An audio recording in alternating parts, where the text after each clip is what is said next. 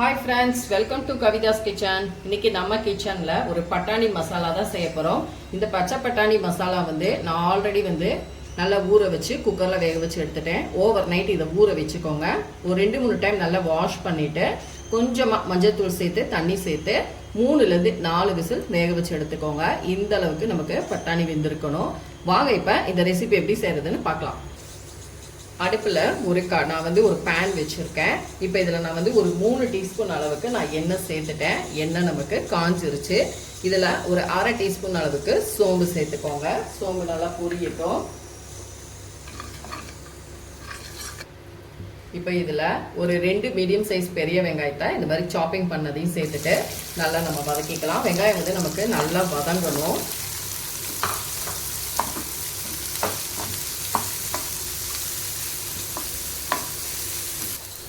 வெங்காயம் நல்லா வதங்கிருச்சு. இப்போ இதில் நம்ம 1 டீஸ்பூன் அளவுக்கு இஞ்சி பூண்டு பேஸ்ட்டு சேர்த்துக்கிடலாம். இந்த இஞ்சி பூண்டு பேஸ்ட்டோட ராஸ்மல் போகிற அளவுக்கு நல்லா நீங்கள் ஃபைனாக வதக்கிக்கோங்க. இப்போ நமக்கு இஞ்சி பூண்டு பேஸ்ட்டோட ராஸ்மல் போயிட்டு இதில் நம்ம தக்காளி பேஸ்ட்டு நம்ம எடுத்துக்கலாம். நான் ஒரு 5 தக்காளி மீடியம் சைஸ் தக்காளி சின்னதாக இருந்ததுனால ஒரு 4 ல இருந்து 5 எடுத்துக்கலாம். எடுத்துட்டு இந்த மாதிரி தக்காளி பியூரியா நான் அரைச்சி வச்சிருக்கேன். அதை இதில் சேர்த்துக்கலாம். உங்ககிட்ட பெரிய தக்காளி பழமாக இருந்தால் நீங்கள் 2 சேர்த்துக்கோங்க. என்கிட்ட சின்ன பழமாக இருந்ததுனால நான் ஒரு 4 ல இருந்து 5 சேர்த்துருக்கேன். இப்போ இந்த தக்காளியோட பச்சை ஸ்மெல் போகணும். எல்லாமே நல்லா வதங்கினாதான் நமக்கு பட்டாணி மசாலா சூப்பராக இருக்கும் டேஸ்ட்டு. இப்போ இதுவும் நமக்கு நல்லா வதங்கட்டும். இப்போ இது கூட நம்ம உப்பு சேர்த்துக்கலாம். இப்போ நல்லா நமக்கு தக்காளி பேஸ்ட்டும் நல்லா வதங்கிருச்சு.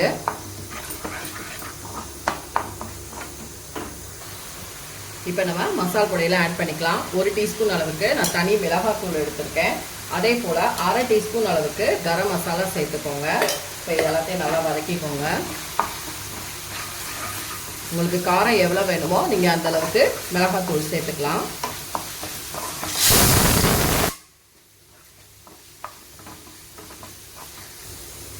இப்போ இதில் நம்ம தண்ணி சேர்த்து நல்லா கொதிக்க வச்சுக்கலாம். நான் தக்காளி அரைச்சேன் பாருங்கள் ஜாரில், அதிலே தண்ணி அலசி வச்சுருக்கேன். ஒரு 1/2 கப் அளவுக்கு நான் தண்ணி சேர்த்துருக்கேன். இப்போ இந்த மசாலா எல்லாமே நல்லா இந்த தண்ணியில் கொதிச்சு வரட்டும். அதுக்கப்புறம் தான் நம்ம பட்டாணியை சேர்த்துக்கிறணும்.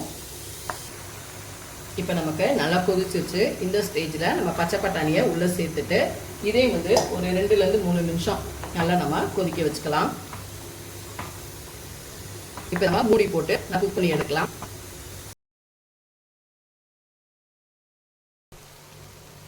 ஃப்ரெண்ட்ஸ் பாருங்கள், நமக்கு பட்டாணி மசாலா நல்லா தண்ணியெல்லாம் கொதிச்சு நல்லா இந்த மாதிரி ட்ரை ஆயிடுச்சு. இப்போ நான் ஸ்டவ் ஆஃப் பண்ணிக்கிறேன். ஸ்டவ் ஆஃப் பண்ணிவிட்டு இதுக்கு மேலே நம்ம பொடியாக நறுக்கி வச்சுருக்க கொத்தமல்லி இலையை சேர்த்துக்கலாம். அவ்வளோதான், அருமையான பட்டாணி மசால் ரெடி.